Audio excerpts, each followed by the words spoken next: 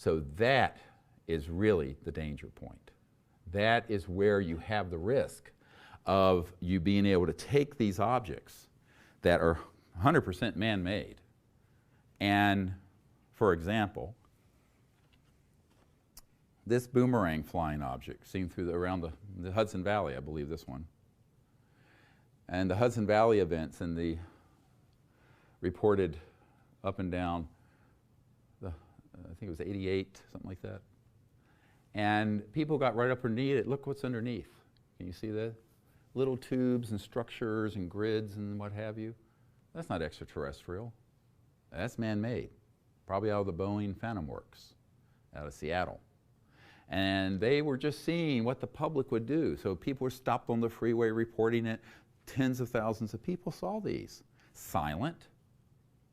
A little bit of a humming sound, like a transformer. 100% man-made. 100% fooled everyone looking at it. Thought it was E.T. This is what I'm saying. The false flag's already happened. But they've been beta testing the system with these kinds of events. Another one that was reported are the big flying triangles, 200-300 feet across. Remember these? Belgium, other places. Look underneath. So these have been reported, and they have a grid structure, very manufactured, very man-made. Silent, except for a little bit of a humming sound when you're close. Electromagnetogravitics, floats along. Now, here's another layer of confusion that I didn't get a chance to share this with Mr. Schratt. There are extraterrestrial objects that look like and approximate the man-made ones. Now, you want to get a little more confused. Consider that if there's an extraterrestrial event that happens, they will then put up a man-made one, and they'll hoax a man-made event piggybacking on an extraterrestrial one, just to really confuse the picture. And that's happened many, many times. And there's a plethora of these that are very strange looking. This is another one. You see the structure. It's reported in a case. Now, Mr. Schratt has collected the best eyewitness documents of these at close range from people and then done models and drawings and what have you, and they're excellent. And these are all man-made. Now, to anyone who would casually see this, and then objects that were very similar to what was seen in the Phoenix Lights, these sort of objects. You know, a fraction of a mile across. Also, can be, not always are, can be human man-made ones. If I'm confusing you, I apologize. But I think the nuance of this can't be lost anymore. We can't be simplistic and, frankly, stupid. And that's why when you have these wonderful, renditions that he's done. Here's another one I showed earlier. And this one. And this is a wonderful. You can zoom in on this one because someone got up beneath, close enough to this to see the structure under this anti-gravity system. Man-made also. So there's an entire history of aerospace research and development that's now 62 years on, using technologies that are having to do with mass cancellation, anti-gravity. And those have been deployed purposely so that it'll get into the media and thousands of people will see it, and it will either hide an extraterrestrial event and overwhelm it, or it will simply be a way of them testing the system to see what will the people say, what will the media say, how are they going to react, and then they can refine their algorithm, their protocol for how to do the hoax down the road. This is how they refine the false flag over a 60-year period. Now, one of the people who you all have heard of, I'm sure, who was the Lockheed Skunk Works head for years until he passed away, is Ben Rich. And, you know, I have people who are at meetings with him where he confirmed that we had things that could, quote, take ET home. And he also acknowledged that every point in space and time is connected to every other one through consciousness, and that telepathy, as it's commonly called, is real, etc. But Ben Rich may not have had all full access up to that level. And in some letters that we have, courtesy of Mr. Schratt, and these are, I just laid eyes on these today. I have a letter, Lockheed Advanced Aeronautics, to a gentleman, Mr. John Andrews. He says, and the first letter that was written to him was, do you think that the UFOs are real, and et cetera, and so on. And he says, in response to your letter, I am a believer. So is Kelly Johnson, who of course, was a U-2 spy plane. With regards to another gentleman's comment, I do not believe any Lockheed person could or would have made that commitment. Rest easy. Anyway, and it's signed Ben Rich, July 8, 1986. And so in this, the letter, he asked for a clarification. And he says, did you mean UFOs as in man-made or extraterrestrial? And Ben Rich, the head of the very famous Lockheed Skunk Works, says, Dear John, this is the July 21st, 1986. Yes, I'm a believer in both categories. I feel everything is possible. Many of our man-made UFOs are unfunded opportunities. He underlined UFO, and unfunded opportunities. In both categories, there are lots of kooks and charlatans, so be careful. Best regards, Ben Rich. Here it is. Explosive. Dispositive.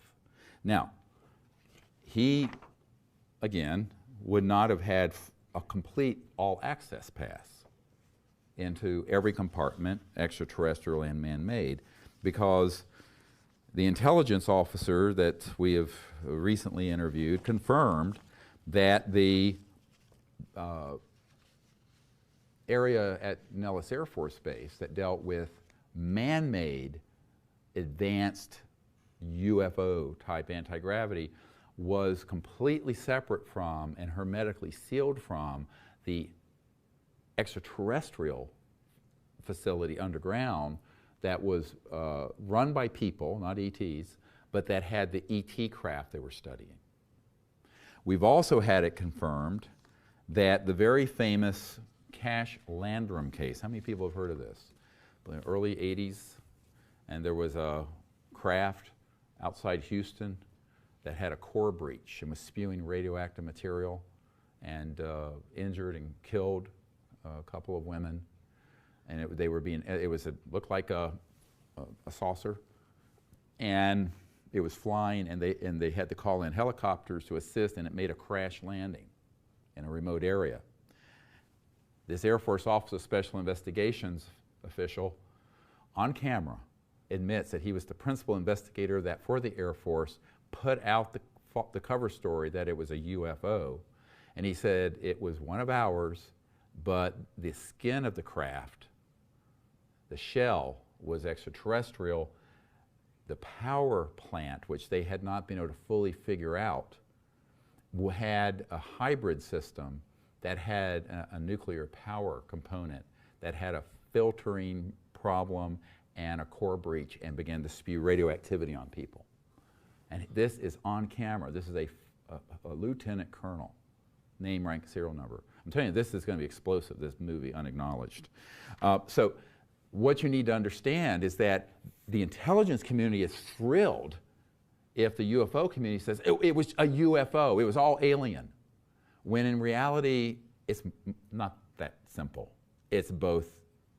Some of it's ET, some of it's man-made. Some of it's both.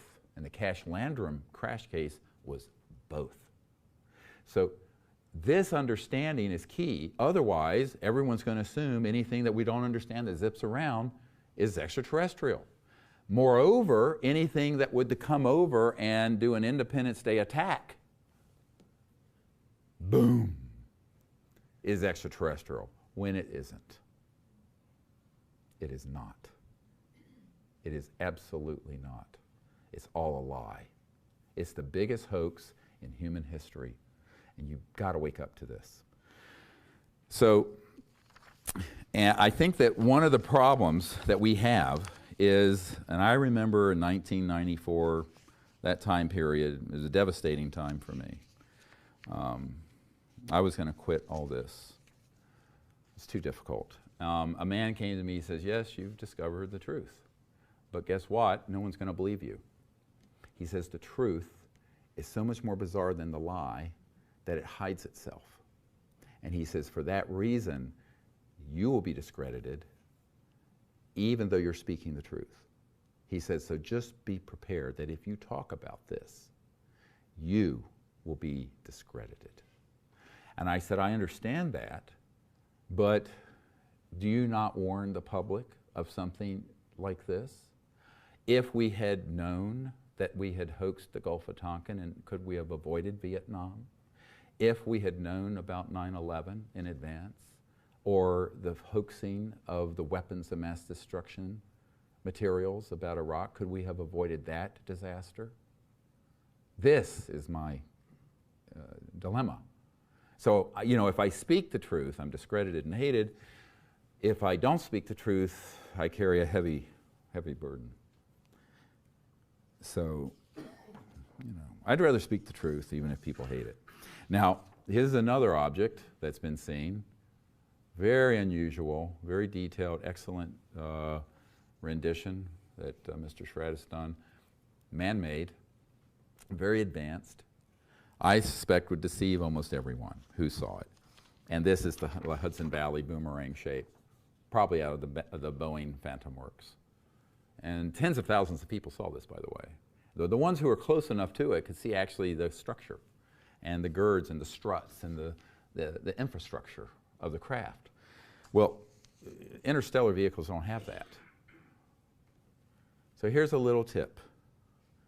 The ET objects are seamless, have no parts like that,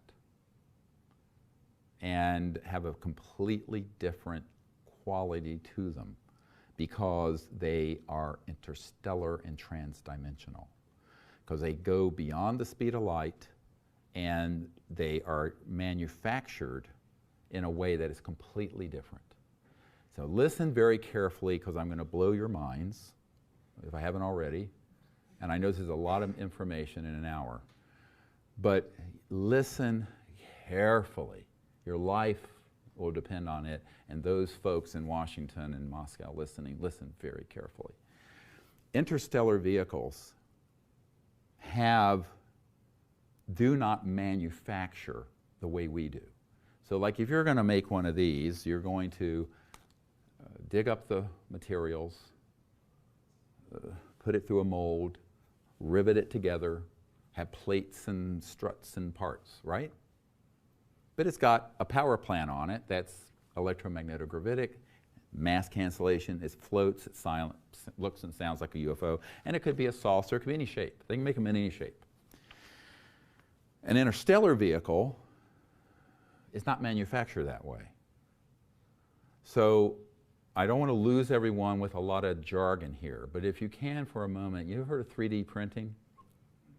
Imagine if you did 3D printing, but from another dimension. Think about that for just a minute. So that you, if you had mastered 0-point energy, the base energy field that all matter and energy is fluxing from, all subatomic particles, and you had mastered it in such a way that you could create a resonant frequency in the shape of a spacecraft. And it would then go from that fourth, fifth dimensional energy field into 3D as almost an extrusion mold.